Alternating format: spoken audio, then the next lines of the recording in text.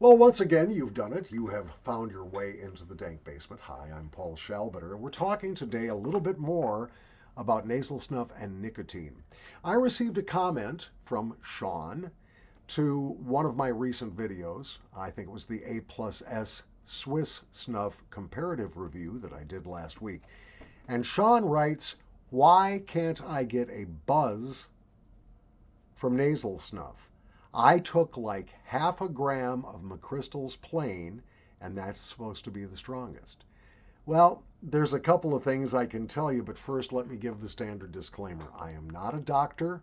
I am not a healthcare professional. The information that I am giving you is based on my own research, and I encourage you to do your own research. I might be full of shit. I don't think I am. I think I'm telling you what's right, but you might want to make sure because this is your health we're dealing with here, right? I had a mosquito bite my nose, and I tell you, I'm not supposed to scratch it. I know it's just driving me nuts, just itching like a bastard. All right, Sean, let's talk about the way you use nasal snuff. If you took that entire half gram in one bump, and as you say, snorted it, which to me would indicate that when you took the snuff into your nose, instead of staying down here where it's supposed to be, it was up here where it's not supposed to be. If you indeed took the entire half gram all at once, you screwed yourself for a couple of reasons. First of all, with nasal snuff, I think smaller doses are better. You can take them more frequently, but the size of your pinch divided between two nostrils should be no bigger than an apple seed. And that's not very much snuff. The reason is you want the snuff to have room in that lower part of your nose to completely coat the lining of the nostril, and that makes the nicotine much more available to the capillaries in your nose, which means you're going to get more nicotine milligram per milligram of the snuff that you take if you do it in smaller but maybe more frequent doses. Okay, that's one problem. Now, the second problem goes to the basic way that drugs work in the system. The science is called pharmacokinetics, and that is the science of how the drug moves through the body from the time it's administered until it gets excreted through your kidneys or processed through your liver and then out through your poop. So in pharmacokinetics, we have learned that different ways of administering the drug will mean that the drug gets to the brain at a different rate of speed. Okay. Now, when you go in to have your appendix out or have that all important sex change operation, they're going to put you under with anesthesia. How do they do that? Well, they do it in two ways. First of all, they administer it as a gas. That's the second fastest, taking it into your lungs. But the main way that they're going to administer the anesthesia is through a vein, either the crook of your elbow, back of your hand. They're going to find a vein, put it in an apparatus called a lock, and introduce the drug and a carrier directly into your vein. Why? Because intravenous is the fastest way of getting a drug into your brain. The drug has a long trip to make, and when it finally arrives in your skull, it still has to pass something called the blood-brain barrier. Now, fortunately for us, nicotine crosses that barrier fairly easily and gets to the cholinergic, I believe is what those receptors are called, for nicotine inside your brain. All right? And that's how you feel the effects of the nicotine. Now, the second fastest is, as I said, through your lungs. That's why cigarette smoking gives you a higher perceived rush of nicotine than does nasal snuff. The nicotine is getting to your brain a lot faster through your nose.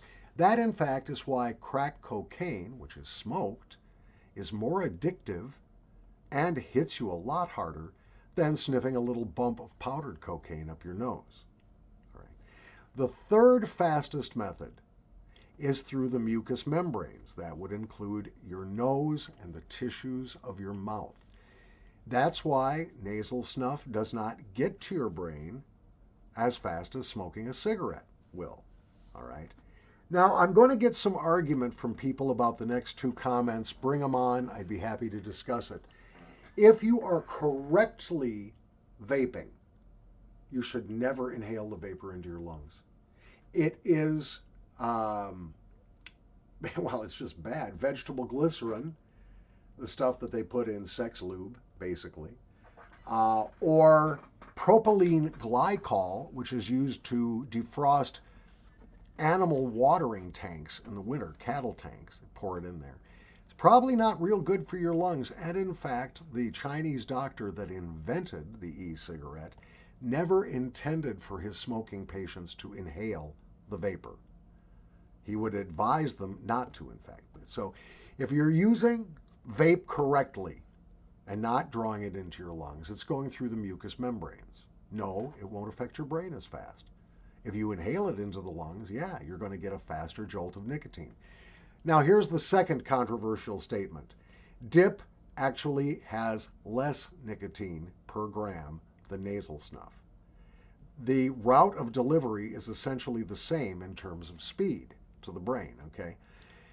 However, what happens is dippers take a lot bigger portions of tobacco into their mouths. Now, I understand there are some things having to do with the fermentation process. There is salt in dip, which opens up the pores in your gums, makes the nicotine more accessible. I know all that. But comparing apples to apples, nasal snuff actually has a little bit more nicotine per gram than even dip does. It's just that dippers take more.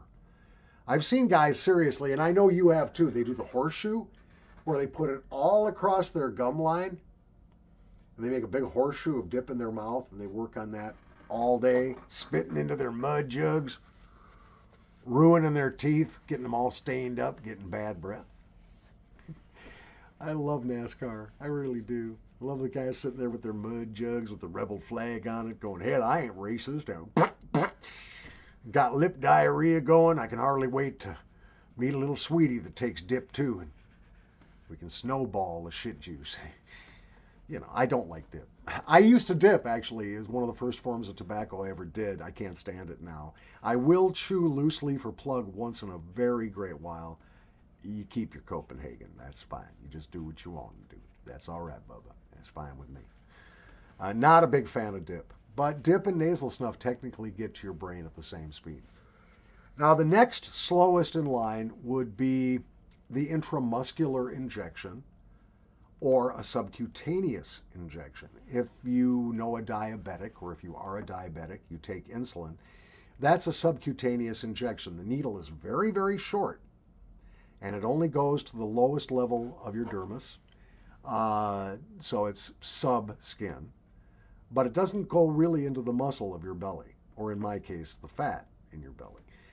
Intramuscular injections are used for things like antibiotics often, steroids, things like that, where you want the drug to enter the bloodstream more slowly. It has to pass through all that muscle tissue.